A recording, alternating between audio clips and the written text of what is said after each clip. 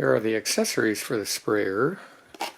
They actually had a deal where it came with this wireless remote, which should come in handy. I purchased these. It's a 5-pack of pressure tubes. Apparently they get clogged once in a while and you don't want to start a job and be without a spare. This nice little hard case will hold these extra tips. This is a 0.8, 1.0, 1.5, and a 1.8. I believe the unit has a 1.3 on it.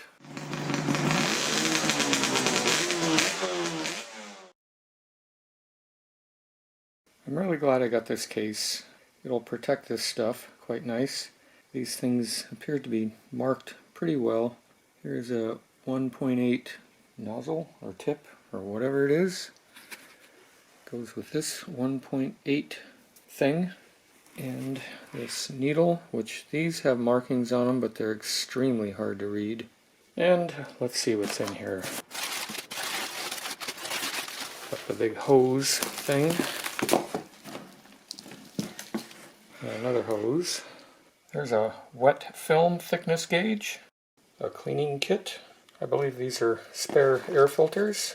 There's a multi-tool and another cleaning brush. The gun. And a viscosity meter cup thing. There's the gun with a cup, a 1.3 spray tip. There's the turbine unit. I think this is a little gizmo that attaches to it so you can put the paint gun onto it. Here's the back of the unit. Not much going on here. I guess you might call this the business end of this Fuji Spray Q5 Platinum.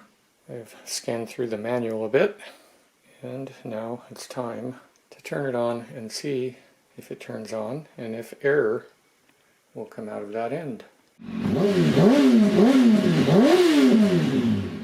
Well, let's see what happens. Got the remote control gizmo here. That's on. Looks like this needs to be turned on.